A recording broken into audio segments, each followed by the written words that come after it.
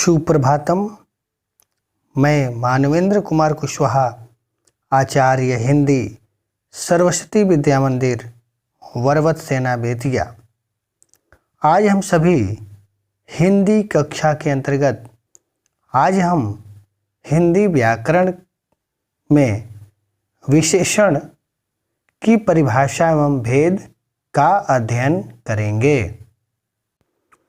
आज की वीडियो में हम विशेषण का अध्ययन करेंगे। विशेषण जो संज्ञा और सर्वनाम शब्द की विशेषता को बताता है उसे हम विशेषण कहते हैं। विशेषण को हम शब्दों की सुंदरता को सजाने के क्रम में रखते हैं, क्योंकि इन्हीं के द्वारा शब्दों की सुंदरता बढ़ती है। आगे हम देखते हैं इनकी परिभाषा। संज्ञा या सर्वनाम की विशेषता बताने वाले शब्द को विशेषण कहते हैं। ये सभी लोग परिभाषा जानते होंगे और सभी पुस्तकों में यही परिभाषा दी जाती है। विशेषण संज्ञा और सर्वनाम की जो विशेषता बताते हैं उन्हें हम विशेषण कहते हैं। ये सभी आप लोग परिचित होंगे। यहाँ पर हम संज्ञा और सर्वनाम में प्राणी, वस्तु एवं स्थान, इन तीनों का अध्ययन जिस आधार पर किया जाता है वे आधार हैं आकार, अवस्था, रूप, गुण, स्वभाव, स्थिति। इनके आधार पर यदि प्राणी, वस्तु और स्थान का बोध कराया जाता है तो वे विशेषण के अंतर्गत आते हैं। पुनः देखेंगे, विशेषण का बोध संज्ञा और सर्वनाम के साथ तब होता है जब यह 6 रूप उनमें मिलते हैं। यानी जब भी हम प्राणी की बात करेंगे, वस्तु की बात करेंगे, स्थान की बात करेंगे तो उनके आकार, उनकी अवस्था, उनके रूप, उनके गुण, उनके स्वभाव और उनकी स्थिति के बारे में हम जानेंगे। और यही जो शब्द हमें बोध कराता है वह विशेषण कहलाता है। आगे देखिए, प्राणी, वस्तु, स्थान। अब संज्ञा में 3 चीज़ों का वर्णन होगा। प्राणी, वस्तु और स्थान का बोध होता है।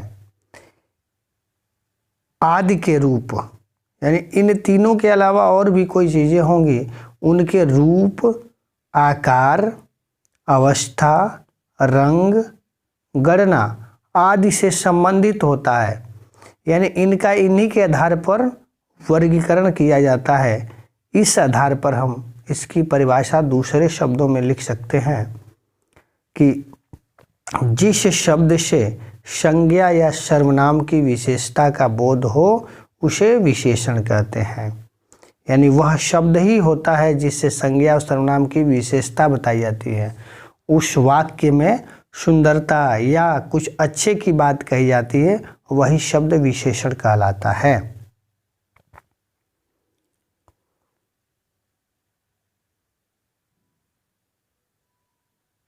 अब यहाँ पे उदाहरण के रूप में देखेंगे आकार। आकार के रूप में है श्यामू लंबा लड़का है। लंबा अब श्यामू के आकार का बोध करा रहा है। अवस्था में मोहन 10 वर्ष का है। अब 10 वर्ष जो है उसकी अवस्था का बोध करा रहा है। रूप, राधा सुंदर लड़की है। सुंदर यानी उसके रूपवती होने की बात बता रहा है। इस कारण से यह वाक्यों को सुंदर बनाने का कार्य करता है। इसीलिए इस विशेषण को हम आभूषण की संज्ञा भी देते हैं। आगे देखेंगे हम गुण। वह बहुत विद्वान है, यह गुण हो गया। स्वभाव, वह बहुत झगड़ालू व्यक्ति है, यह स्वभाव में आ गया। स्थिति, कविता उनकी लाडली बेटी है। अब लाडली बेटी स्थिति दर्शा रहा है कि वह कैसी कितनी प्यारी बेटी है। विशेषण के 2 प्रमुख अंग हैं जो विशेषण वाले वाक्य में पाए जाते हैं। पहला एक विशेष्य होता है, दूसरा प्रविशेषण।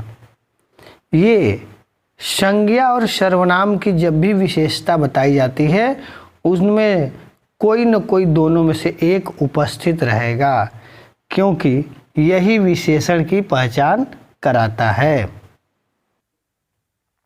विशेषण में दो बातें प्रमुख रूप से जुड़ी होती हैं। विशेषण के साथ दो बातें प्रमुख रूप से जुड़ी होती है, विशेष्य और प्रविशेषण।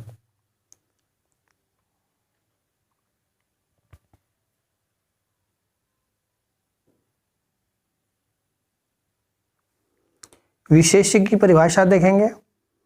विशेष्य उस शब्द को कहते हैं जिसकी विशेषता बताई जाती है, अर्थात विशेषता विशेषण से प्रकट होती है। यानी विशेष्य उस शब्द को कहते हैं जिसकी विशेषता बताई जाती है। उदाहरण से स्पष्ट हो जाएगा। उदाहरण हम देखते हैं। मोहन सुंदर बालक है। यहाँ पे मोहन सुंदर बालक है। यहाँ पे बालक विशेष्य है। बालक क्यों विशेष्य होगा? क्योंकि बालक की ही सुंदरता की बात बताई गई है। यानी बालक कैसा है? सुंदर है, क्योंकि सुंदर शब्द उसकी विशेषता बता रहा है। यानी बालक सुंदर है तो बालक विशेष्य शब्द हो गया ना, उसी की विशेषता बता रहा है। इसलिए सुंदर जो है वह विशेषण है और बालक विशेष्य है। अन्य उदाहरण से भी हम परिचित हो जाएंगे। अन्य उदाहरण के द्वारा भी हम समझ सकते हैं। वह विद्वान व्यक्ति है। विद्वान विशेषण है, व्यक्ति विशेष्य। राम स्वस्थ बालक है। अब बालक विशेष्य, स्वस्थ विशेषण। वह मोटा आदमी दौड़ रहा है। मोटा विशेषण और आदमी जो है विशेष्य, क्योंकि आदमी की विशेषता ही मोटा बताई जा रही है।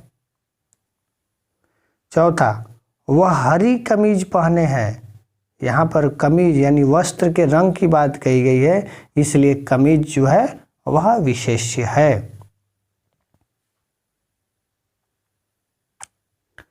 प्रविशेषण हम देखेंगे। प्रविशेषण उस शब्द को कहते हैं जो विशेषण की विशेषता बताते हैं। यानी किसी वाक्य में विशेषण दिया हो और उसकी विशेषता किसी अन्य शब्द के द्वारा बताई जाए तो उसे हम विशेषण कहते हैं। उदाहरण देखेंगे। कृष्ण बहुत सुंदर है। यानी बहुत को कुछ क्षण के लिए हटा दें तो कृष्ण सुंदर है, वाक्य में विशेषण है, लेकिन यहाँ पे बहुत जोर दिया गया है तो यह सुंदर तो है, लेकिन कैसा सुंदर? बहुत सुंदर है। तो यहाँ पे सुंदर जो है, यहाँ सुंदर विशेषण है और बहुत जो है विशेषण की विशेषता बता रहा है, इसलिए प्रविशेषण है। इसके भी अन्य उदाहरण हम देखेंगे। अन्य उदाहरण में देखिए, वह बहुत ही सुंदर लड़की है। यानी वह लड़की सुंदर है लेकिन बहुत ही सुंदर है, इसलिए प्रविशेषण। वह आदमी बहुत ईमानदार है। ईमानदार है, बहुत ईमानदार है। तीसरा, वह बहुत अच्छे कपड़े पहनता है। चौथा, आज के आम बहुत मीठे थे। इन सभी वाक्यों में जो बहुत दिखाई दे रहा है वह प्रविशेषण है, क्योंकि वह विशेषण की विशेषता को प्रकट करता है। विशेषण के भेद। विशेषण के 4 भेद हैं। सार्वनामिक विशेषण, गुणवाचक विशेषण, परिमाणवाचक विशेषण, संख्यावाचक विशेषण। इन सभी का अध्ययन हम करेंगे।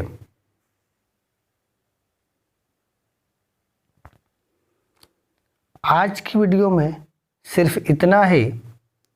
विशेषण के भेद का हम अध्ययन अगली वीडियो में करेंगे। आपका दिन शुभ हो, मंगलमय हो। धन्यवाद।